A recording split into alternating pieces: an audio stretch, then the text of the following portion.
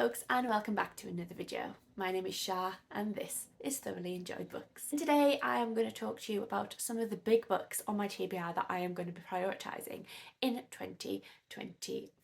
I am conscious of not making this video like a TBR video. I don't want it to feel like I'm just making videos about books that I haven't read yet. My last video being my January TBR. The reason I wanted to do this video is to also just have a little chat about big books in general, my relationship to big books, and then to talk about why I am prioritising these books on my TBR. I'm somebody who started BookTube 12 years ago, which is really long time ago. I was 17, I was a teenager when I started my YouTube channel, and I'm 29 now. So I've spent most of my 20s on BookTube. I have taken breaks here and there for various reasons. Life just gets in the way. YouTube has always been a hobby for me. It's never been something that I have monetized. It's never anything that I've got like sponsorships for or anything. I've done a couple of collaborations with publishing companies and authors and that kind of thing over the years, but I've always maintained it as a hobby. And so it's always been quite interesting to me that even though it is a hobby and it ties in my love of reading, that while I've been doing BookTube, it has changed my reading habits. I used to not blink an eye at massive books. Back when I was 17, if a book interested me, I would read it. I read a lot of fantasy as a teenager because it was very escapist. When I was 15 to 18, I had a really difficult time, and so I tried to escape all the time into fantasy books. And I just didn't bat an eyelid that some of the books I was reading were 600, 700 pages. However, I have noticed in particularly the last 4 years that my reading has kind of drifted towards shorter books. Part of that is because I do read a lot of poetry now. I love poetry, and poetry collections tend to be around the 100-page mark, if that. And I get into that rhythm of reading books very quickly. BookTube made reading about the numbers, in the sense that it was about the number of books that I would read in a year. And if I couldn't meet my Goodreads goal or my Storygraph goal for a year, then I would read a couple of very short books to get me there. And over time, it became something like, I want to read 100 books this year, which I've never accomplished, by the way. My average is around 70 to 80 books a year. So obviously, when I'm wanting to read more books, when I want the quantity of books to be increased rather than the quality of the books I read, it's those big books that get put on the side and that I don't end up reading. So I have a habit of buying books that really do intrigue me that I just never get around to because I'm put off by them, and I'll just naturally find myself drawn to a book that is a lot shorter, that I know I'm going to read quicker. I'm much more likely to read 3 250-page books or 2 300-page books rather than a 500-page book on my shelves. And I also have been part of an in real life book club for 5 years, where we had a page limit on all of the books that we read of 300 pages. That also saw me just drawn towards those shorter books. And I don't like that. I don't like the fact that I neglect books because of the length. If you look at my shelves behind me, this shelf here and the middle one, which you can't really see, that's my TBR. Those are all the books that I haven't read. And I think you can see that a lot of them are on the bigger side, on the larger side. On my other shelves, which are my red shelves, the books are a lot shorter. And so this year I am making a much more conscious effort to read those bigger books. I have picked out 3 that I definitely want to read this year, and I have a bonus one that when I get to it, I'll explain why I don't necessarily need to read the whole thing. For the purposes of this video, I am classing bigger books as books over 500 pages. Some people might have a different definition. I know for fantasy readers, that isn't a large book. However, for my tastes, which tend to be that more literary, 500 pages is a lot. All of the books I'm going to talk to you about today are over 500 pages. One of the ways that I plan on getting through some of my bigger books is audiobooks. I want to try and just encourage myself to listen to longer audiobooks.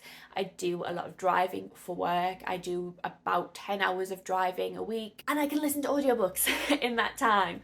Even though I've been doing that job since May, I have just listened to a lot of music, and I need to listen to audiobooks as well, I think, because that'll just help me read more. But these ones that I'm talking about today, I want to read physically. So this is the little stash I'm going to talk about today, and I will explain why these are the ones I've picked, even though you can probably see that It by Stephen King is over on that shelf.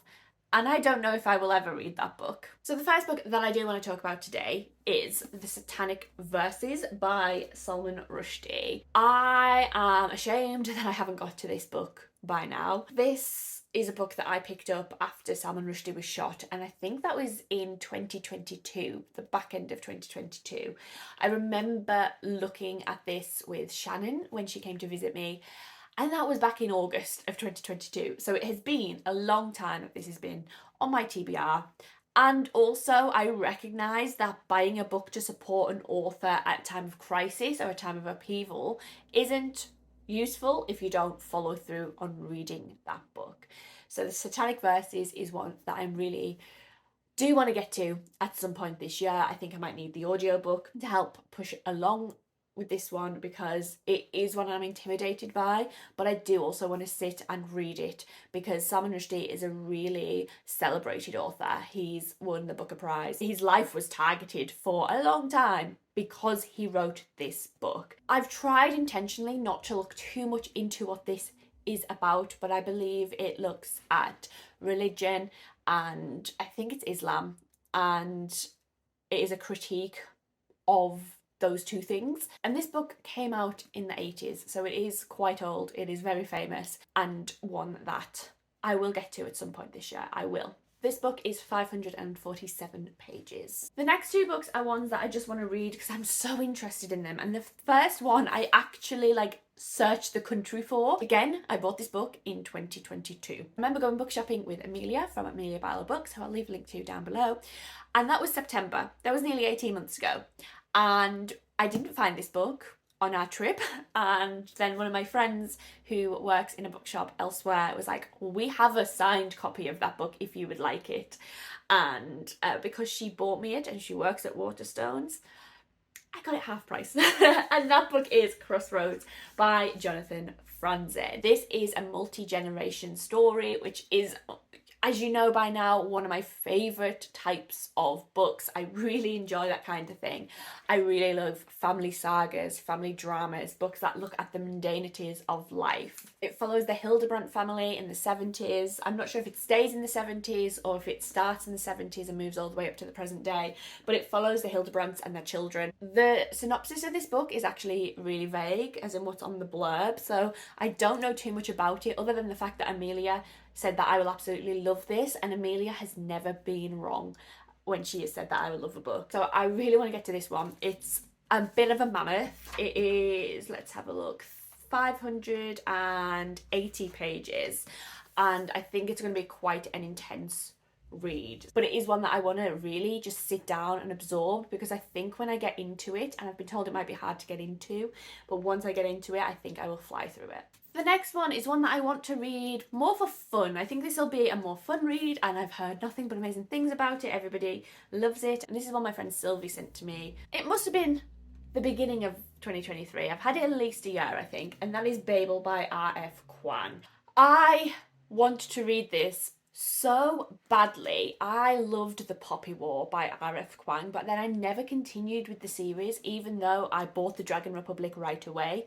I think I was waiting for the third book in the series to come out, and then it just never got around to it. Babel is I think it might be the first one that she wrote outside of that series, or published out of that series, and it is a dark academia fantasy novel set in a fictionalized Oxford, I believe, in the 1800s. I just double checked that. So yeah, and I've just seen there's a lovely little Enjoy Love Sylvie sticker inside of it. A lot of my friends have just read this. There was a Babel readathon in December, I think it was, and I've heard nothing but amazing things about it since then. I know I love R.F. Kuang's writing, and I do want to get to all of her books at some point. This is just the one that I think I will read next. I have a kind of love-hate relationship with dark academia. I don't think I've ever enjoyed a book that I've read that is dark academia, but I love it in TV and film.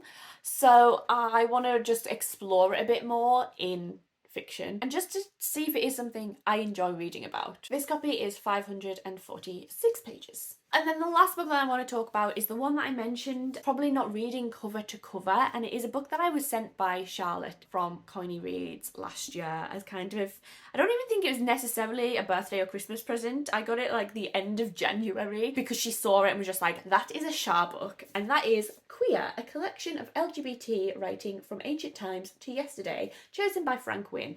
And this is an anthology of, as it says on the tin, queer writing. It doesn't look very big like that, does it? It looks like it's probably an average 300-page book, but this is actually the longest out of all of the books. It is 601 pages, and as it says on the tin, and as you can tell from this cover, which I think is stunning, it is just a collection of LGBT writings. I think it is all in chronological order. It has Homer, Sappho, the Book of Samuel, William Shakespeare, you know, some of those older writings. But then it goes right up until the modern day. So it's got some Tom Gunn, Audre Lorde. Some of them I don't recognise, to be honest with you. Juno Dawson, there's an excerpt in here from, and Kirsty Logan. There's a lot of different things in here, and it's a collection of poetry, short stories, excerpts from novels. It's a book I'm really intrigued by, really interested to get to, and I wanted to read last year. The reason that I haven't really prioritised it amongst these three